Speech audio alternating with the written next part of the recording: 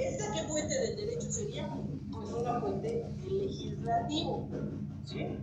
A ver, entonces, vamos a hacer este ejercicio. Y les voy a dejar esto en pantalla para que lo vean. Carlos va a ser el legislativo, ¿no? A ver, ¿quién? Alin va a ser el ejecutivo, ¿sí? Fíjate, todavía no llegamos a explicarte a ti, Alin, pero tú vas a ser el ejecutivo. Es decir, mira, ¿qué quiere decir que Carlos hoy es diputado y que Alin hoy es la presidenta de la República? Hoy eres como Andrés Manuel hoy. Fíjate nada más, tu responsabilidad. Ana, tú vas a controlar estos dos cuates, Tú vas a ser el Poder Judicial. A ver, fíjense. Carlos puso en su ley, el diputado Carlos puso en su ley esto que está acá.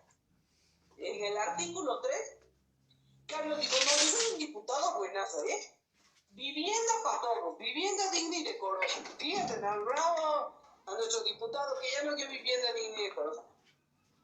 Yo les pregunto, a ver, a los demás, ¿todos en México tienen vivienda digna y decorosa? No. A ver.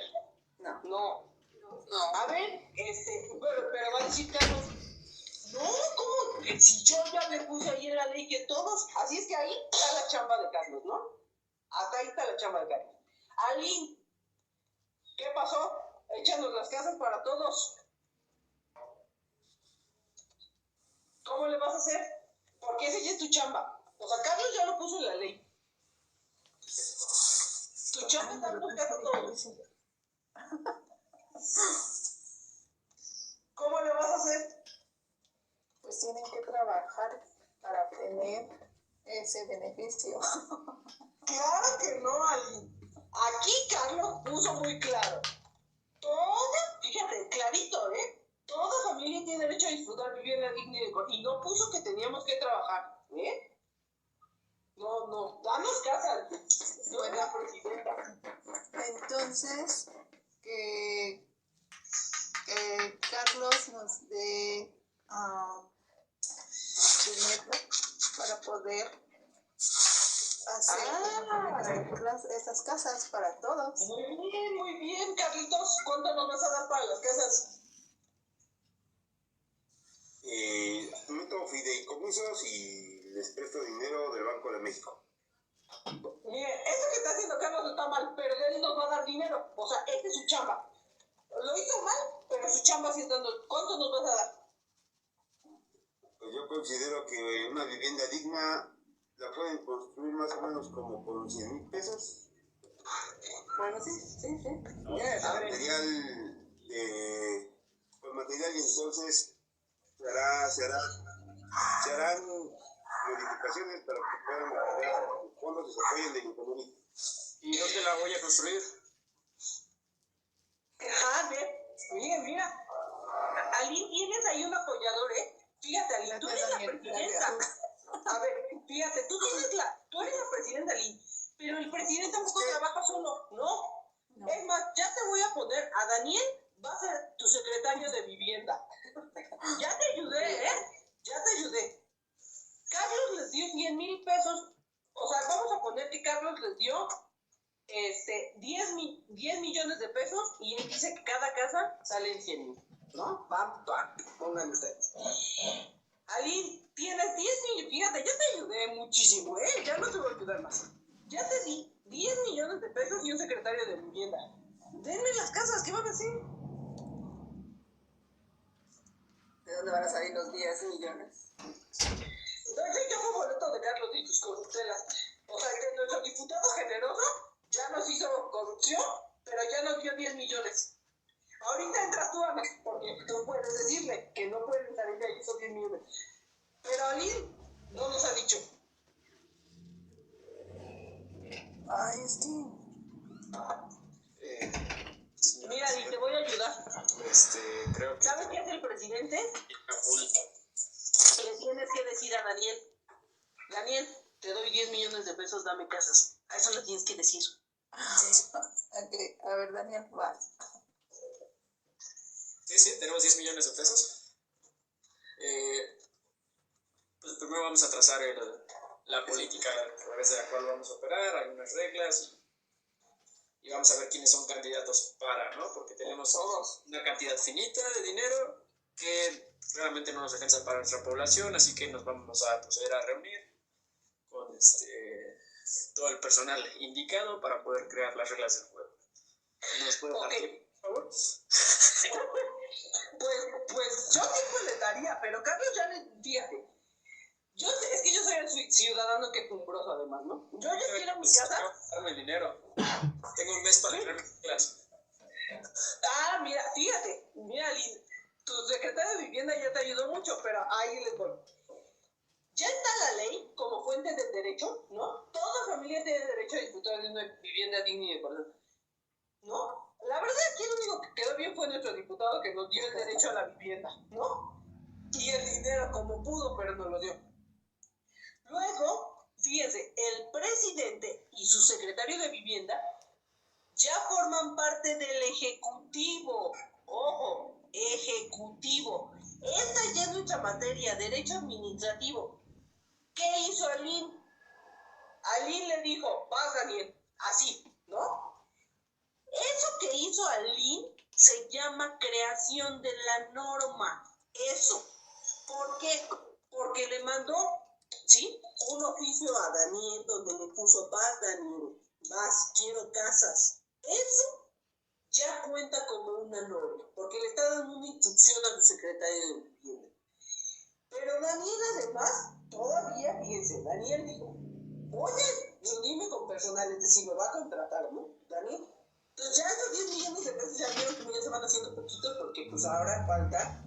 No, porque bajo mi secretaría tengo gasto que me sirve para operar y solamente voy a usar un pequeño porcentaje de los 10 millones para los apoyos de vivienda.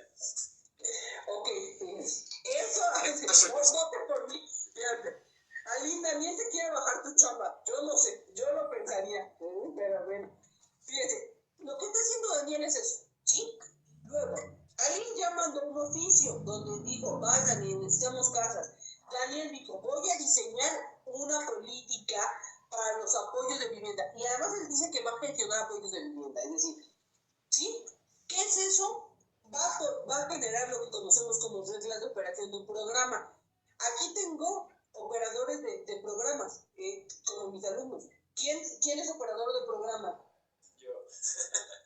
Daniel, exacto. ¿Cómo funcionan como operadores de programas con reglas de operación? Todo eso que pasó entre Alín y Daniel como parte del ejecutivo es la creación de la norma, ¿sí? Todo lo que salga del ejecutivo es con carácter de obligatorio, pero no se llama ley, se llama norma. Y no solo eso, o sea, Alín le puso a Daniel un reglamento de la Secretaría de Vivienda, ¿sí? Ese reglamento lo hizo Alín, lo hizo Daniel, eso forma parte del ejecutivo. Entonces, todo aquello que no se llame ley, ¿sí?, que se llame reglamento, reglas de operación, decreto, acuerdo, todo eso que venga del ejecutivo es la creación de la norma, ¿sí? Esa es la fuente del derecho administrativo, es la más importante, porque en ella me van a decir cómo voy a hacerle para operar la ley, ¿sí? En esas normas, todo lo que haga el Ejecutivo, todo, es creación de la norma, ¿sí? Aquí mismo en este cuadrito que estamos viendo, les puse un ejemplo. Fíjense. Aquí se los puse, en esto que está en azul, ya que lo ven ya grande ustedes, dice documentos que elabora el Poder Ejecutivo, ¿sí? Le doy clic y aquí me salió, fíjense, es acuerdo por el que se establecen los lineamientos técnicos específicos para la reapertura de las actividades económicas. Este se hizo con motivo de la pandemia, ¿sí? Aquí está, ¿no? Es lo mismo, o sea, si volviéramos al ejemplo por el que nos peleamos hace 8 días de la vacuna, y tú, si sabes qué, el diputado Carlos ya te dijo que la vacuna es obligatoria para todos, ¿tú qué vas a hacer, Ali? ¿sí? O sea, los diputados fijan las leyes, fijan en lo general lo que tienen que hacer. El Ejecutivo es el encargado, literalmente, fíjense, ejecutivo de ejecutar las leyes, ¿sí? ¿Y cómo las ejecuta? A través de normas, ¿sí? Entonces, aquí cómo entra la jurisprudencia, no creo que se me olvidó Ana. Y esto acaba de pasar en la semana, ayer mismo, que estuve siguiendo, esto que le voy a decir, Ana, es lo que pasó con el INE. Fíjate, Carlos solo le dio 10 millones de pesos para hacer casas. Y Daniel y Aline no pueden hacer todo, no, o sea, les dio 10 millones y les digo que hicieran casas para todos. También ¿Qué abusen tienen que hacer? ¿Quién está bien? ¿Quién está bien? ¿Quién está bien? ¿Qué tienen que hacer? Pues en teoría, yo formulo la ley y ya les di el dinero, ¿no? Por así decirlo. O sea, como tal, esa parte, por parte del legislativo, ya se realizó el trabajo. Entonces, en este caso, como mencionaba la maestra, el ejecutivo es el que se encarga de ejecutar, ¿no? De realizar. Señora Presidenta, hemos encontrado deficiencias en el plan que nos ha dado la legislación, dado que el presupuesto autorizado para cumplir con el mandato no es el suficiente. Procederemos a cumplirlo, a establecer metas reales a través de las cuales podamos operar y tener un beneficio para nuestra población. Aunque la ley dice que es para todos, la ley, o sea, la vivienda es para todos, no nada más para algunos. Falla del Poder Legislativo, no está partiendo el recurso apropiadamente ni autorizándolo bien. Yo creo que la ley se debería de modificar o algo, o especificar mejor, ¿no? No, porque la ley dice que tenemos derecho a, no estamos obligados a proveer. La ley dice que la ley es obligación. No, tienes derecho a. A ver, muy bien. Miren, la verdad es que esto que están haciendo es un pleito de todos los días del gobierno. Y aquí estamos simulando, y solo es una cositita de lo que hace el gobierno, pero sí es un pleito de todos los días. Esto que acaban de hacer ustedes, así literalmente está más emocionante el de ustedes que el de ayer con el INE. A este rebote se hizo ayer en la Suprema Corte y con el INE. ¿Y saben qué resolvió la Suprema Corte? Que nadie está obligado a lo imposible. O sea, que sí, les instruyeron a hacer una consulta popular, pero si no les dieron dinero, pues no pueden hacerlo. Entonces, así, miren, la resolución no dice así, pero en términos muy prácticos, sí lo que quiere decir es que nadie está obligado a lo imposible.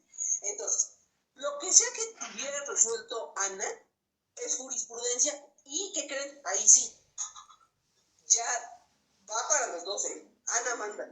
O sea, en una controversia entre el legislativo y el ejecutivo, quien resuelve es el judicial. Y se hace lo que dice el judicial. O sea, si Ana dice, me vale, con 100,000 personas en casas para todos, van a tener que hacer casas para todos, ¿no? Pero si Ana dice, no, pues con 100,000, o sea, con 10 millones de pesos no hay casas para todos, les das más dinero, le tienen que dar más dinero para hacer casas, ¿sí? O sea, de ese tamaño es la importancia del Poder Judicial. Todo esto, desde luego, es un ejemplo didáctico, pero seguro, les juro que esto acaba de suceder. O sea, la Suprema Corte no quiso ordenarle a la Cámara de Diputados darle más presupuesto al INE, pero lo que sí le ordenó es, pues si quieres no lo hagas, pues no tienes dinero. O sea, entonces fíjense la relevancia de todas estas cosas. Y esto solamente es fuentes del derecho. Fíjense. Solamente estamos hablando de las fuentes del derecho. Por eso es tan importante. Entonces, fíjense. Justamente ya regresamos aquí a la presentación. Entonces, la creación de la norma es eso. Todo lo que va a hacer el Ejecutivo, ya les dije que se llame reglamento, lineamiento, decreto, acuerdo, como quieran, es creación de la norma. Entonces, la fuente del derecho administrativo más importante es lo que salga del Ejecutivo, porque ahí es la materia propiamente del derecho administrativo. Entonces, ¿qué quiere decir supletoriedad de la norma? Que imagínense que ya no estamos hablando de vivienda. Imaginemos que ahora la ley dice, todos tienen derecho a la alimentación. Y ya hicimos normas específicas para la vivienda, pero no las hemos hecho para la alimentación. Pero como cómo se parecen? Pues mientras yo desarrollo normas para la alimentación, pues voy a aplicar las de vivienda, ¿sí? Solo mientras, solo como auxiliares, solo en suplencia, después ya hago las normas, pero se puede. O sea, yo puedo aplicar una disposición de forma auxiliar para resolver otro asunto. ¿Ahora sí queda claro? Ok. Creación de la norma solo le corresponde al Poder Ejecutivo otra vez, y no quiero que se les olvide porque se van a ir de vacaciones y se les va a olvidar. ¿Sí? De la norma. Ejecutivo.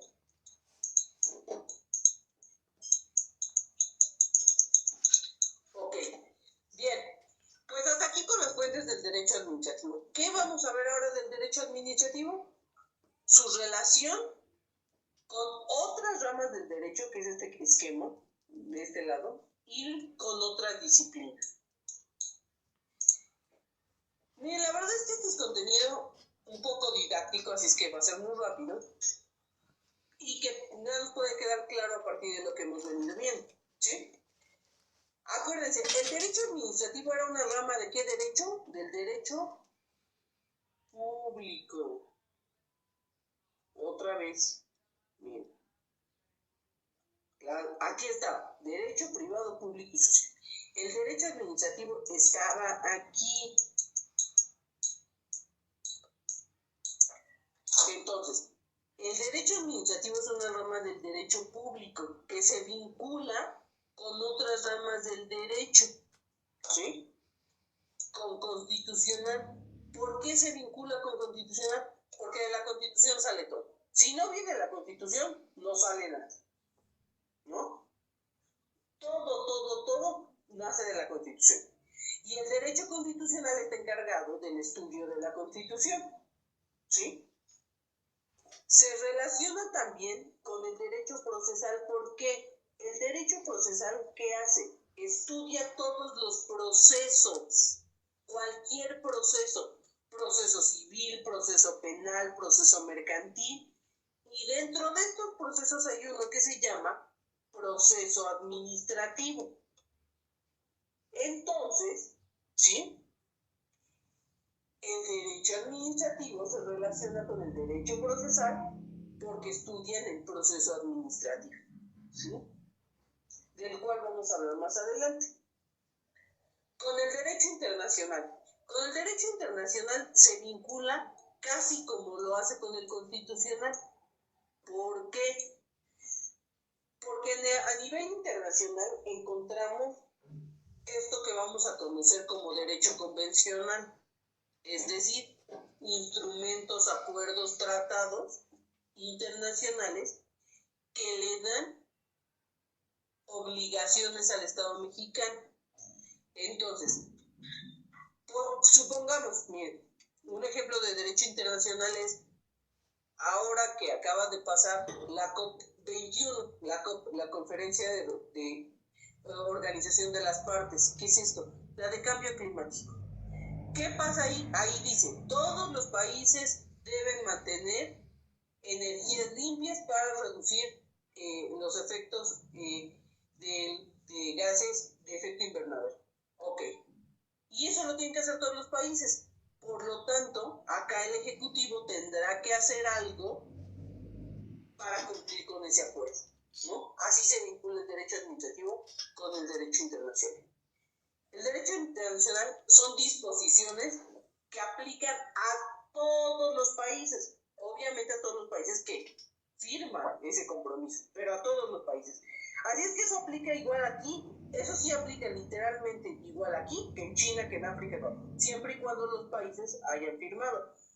Por ejemplo, otra norma del derecho internacional que podríamos conocer sería el derecho de todos los países al libre tránsito en aguas marítimas internacionales, ¿no? Pues todos los países pueden hacerlo. Entonces, de ahí se derivan leyes y de ahí se derivan normas para cumplir con esos compromisos, ¿sí? Con el derecho penal. A ver, el derecho penal es aquel que se encarga de los delitos. Todo lo que tenga que ver con delitos es derecho penal.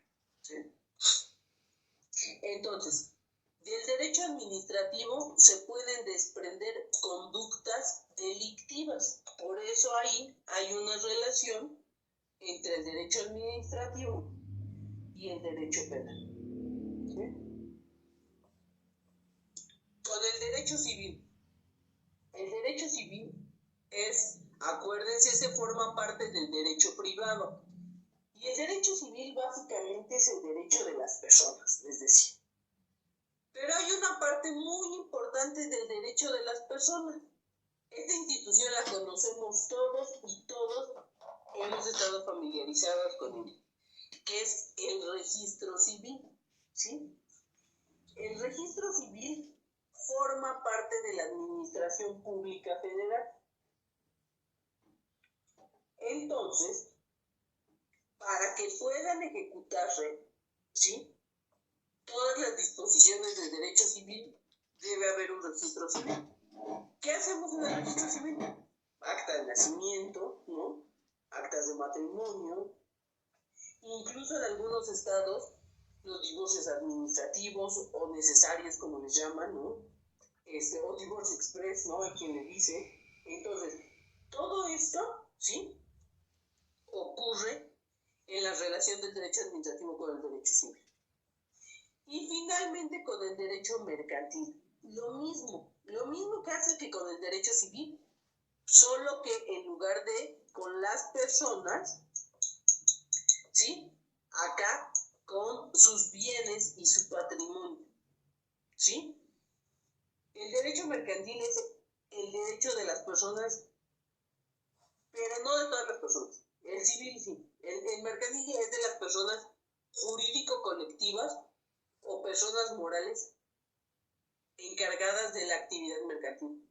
En términos muy sencillos, que no están necesariamente, está bien parcialmente, pero diríamos que es el derecho de los comerciantes, ¿no? Entonces, si por ejemplo ustedes quieren abrir un negocio, pues tienen que tramitar un permiso, y ese se tramita como parte del derecho administrativo. Si ustedes van a constituir una empresa, etcétera, etcétera, pues ahí está la vinculación entre el derecho administrativo con el derecho mercantil. ¿Sí? Entonces, esta es la relación del derecho administrativo con otras ramas del derecho. Pero quiero decirles una cosa, la verdad es que el derecho administrativo casi se relaciona con todas las normas del derecho. ¿Por qué? Porque el derecho administrativo, acuérdense, ¿sí?, es la administración pública, el poder ejecutivo, y aquí en el poder ejecutivo y en la administración pública, pues tenemos de todo, ¿no? O sea, aquí está la salud, la vivienda, el medio ambiente, el ministerio público, todo. Entonces podría vincularse con cualquier otra rama del derecho administrativo. ¿Sí? Luego, tenemos la relación del derecho administrativo con otras ciencias, ¿no? A ver, otra vez, ¿qué estudia el derecho administrativo? Ya se los puse aquí, ya lo vimos muchas veces. A la administración pública, al poder ejecutivo. ¿Sí? De eso se encarga el derecho administrativo. Luego, fíjense, la sociología estudia la sociedad, la ciencia política estudia al Estado, la teoría del Estado estudia también al Estado. La economía estudia a la satisfacción de necesidades personales. La estadística es una herramienta para proporcionar cifras. Y la historia estudia los acontecimientos pasados.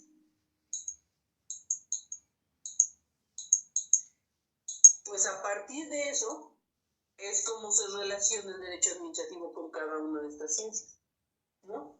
Pues la sociología, decíamos, si estudia la sociedad, estudia las personas, pues sin personas no hay una relación entre derecho administrativo y sociedad. Es lo mismo que la ciencia política y la teoría del Estado. Estudian al Estado, y sin Estado no hay ni poder ejecutivo ni administración pública. ¿Sí? Entonces, por eso es muy importante. Luego, el derecho administrativo se relaciona con la economía. ¿Por qué? Pues en gran parte por este ejercicio que veíamos, ¿no? O sea, imagínense qué cantidad de dinero y recursos tendríamos que generar para darle una vivienda digna y decorosa a 125 millones de mexicanos, ¿no? Pero sí podríamos, decía Daniel, generar incentivos, ¿no?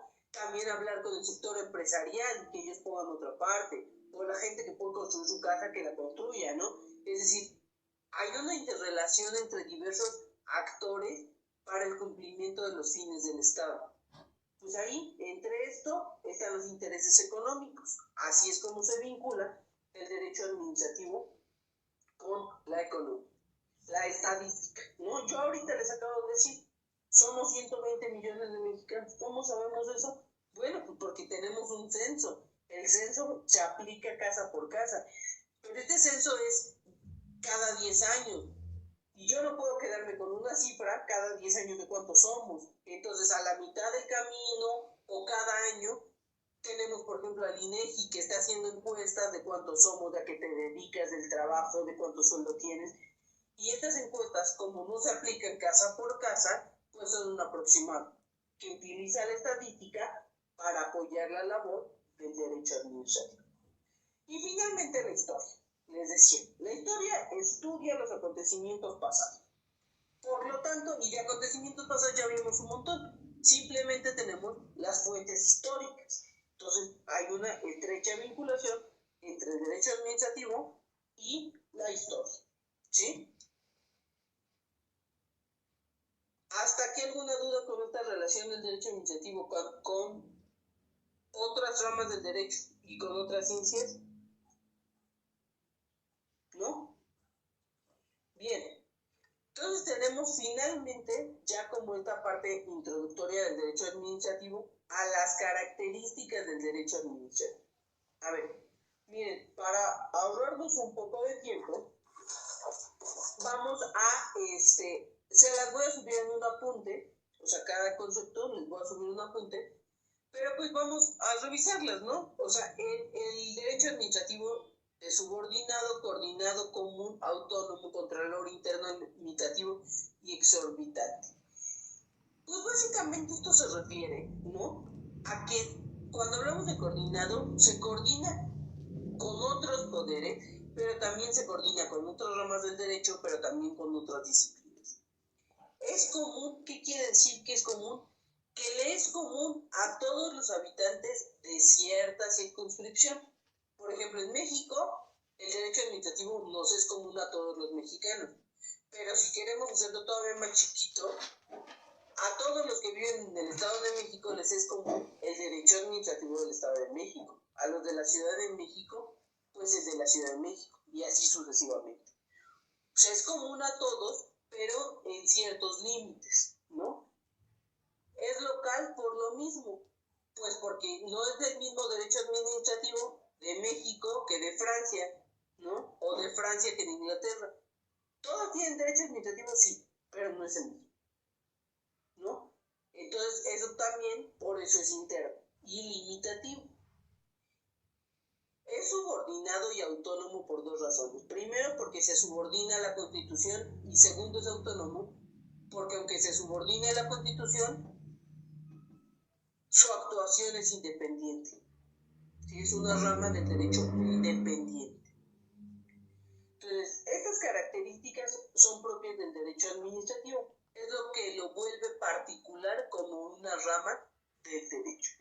Insisto, esto va como un apunte para que puedan estudiar ya con mayor precisión a qué se refiere cada una de estas características, y si tuvieran dudas, pues los vemos al inicio de la siguiente sesión.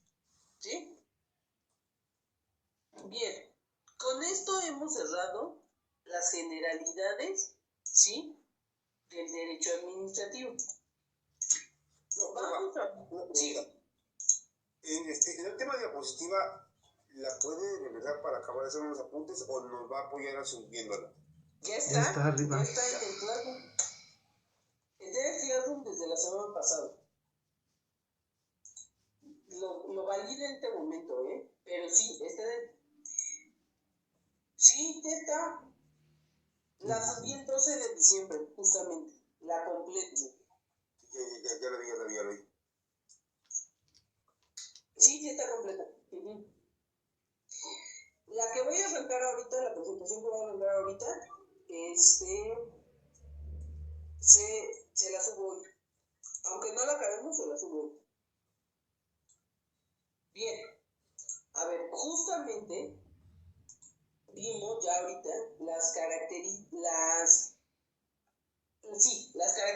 del derecho administrativo, su relación, ¿sí?, con otras disciplinas y su relación con otras ramas del derecho. Ahora vamos a ver cómo dividimos al derecho administrativo, cuáles son sus principios y vamos